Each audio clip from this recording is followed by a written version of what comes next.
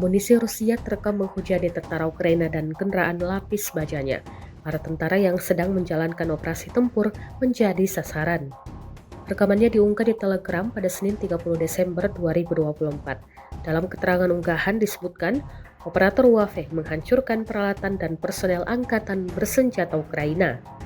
Operator serangan drone pengintai FPV dari Brigade ke-132 Rusia secara efektif menghancurkan personel dan peralatan angkatan bersenjata Ukraina, termasuk kendaraan tempur infanteri Marder Jerman.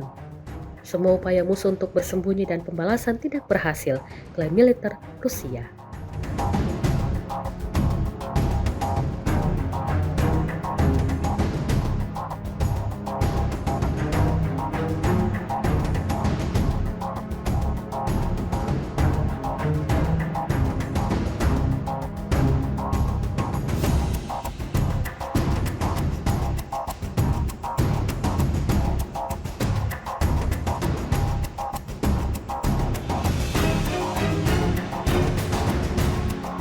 Tentara Ukraina minta ampun usai menjadi target drone dan amunisi Rusia. Ia mengangkat tangan tanda menyerah dan berakhir ditangkap pasukan Rusia. Rekamannya diunggah di Telegram pada Senin 30 Desember 2024. Dalam keterangan unggahan disebutkan tentara Ukraina menyerah setelah diintai drone serang Rusia. Prajurit Resimen Senapan Bermotor ke-102 Rusia diketahui melancarkan serangan menggunakan drone terhadap posisi tentara Ukraina di wilayah desa Uspenovka. Sebagai hasil kerja keras dari operator Wave, tentara Ukraina tersebut menyerah untuk menyelamatkan nyawanya. Jelas narasi unggahan.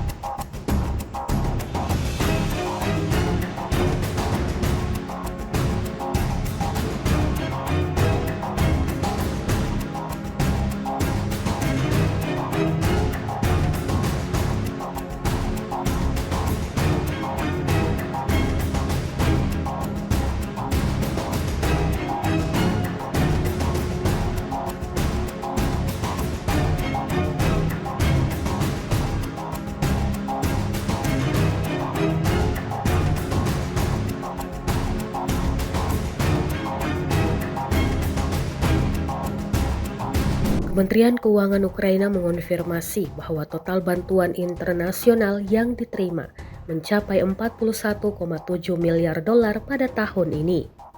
Menteri Keuangan Ukraina Serhiy Marchenko mengatakan dalam pernyataan yang disiarkan televisi pada Senin 30 Desember 2024 bahwa bantuan ini sangat penting untuk memastikan pembayaran sosial di tengah pengeluaran pertahanan yang tinggi.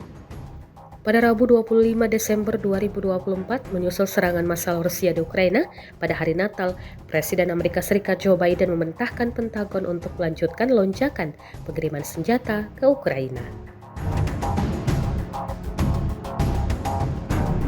Rusia kembali merebut wilayah di kota pertambangan Pokrovsk, Donetsk, Ukraina Timur, Senin 30 Desember 2024. Gedung pertambangan batubara Kokas nomor 3 yang paling strategis di Donbas tersebut ditinggalkan oleh pasukan Ukraina yang sebelumnya menjaga wilayah itu. Pasukan Ukraina dengan panggilan Floor mengatakan hal tersebut dalam unggahannya di media sosial dikutip dari Strana. Tambang tersebut terletak di desa Peschanoye. Perusahaan Metinvest mengumumkan penutupan tambang karena mendekatnya garis depan pada 12 Desember dan menambahkan bahwa perusahaan tersebut menambang setengah dari seluruh volume batubaranya di sini.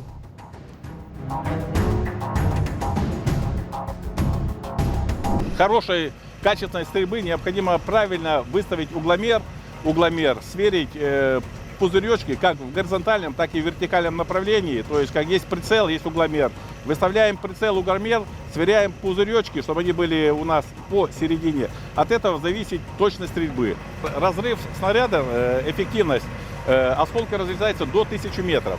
Если мы попадаем, есть у нас цель и у нас разрыв происходит в 100 метрах от цели, можно сказать, что мы это попали. Ну, есть, не то что есть, а мы стреляем, стараемся улучшить наши результаты. Мы стреляем и 20 метров, и 30 метров, и 10, было даже и 5 метров. То есть в зависимости, какие пороха есть еще. Малка работает, можно сказать, круглосуточно. Все, то есть от нее есть результаты, есть положительные моменты. То есть где не достают орудия, те, которые бьют на короткие дистанции, там подключается орудие Малка и приносит свои результаты.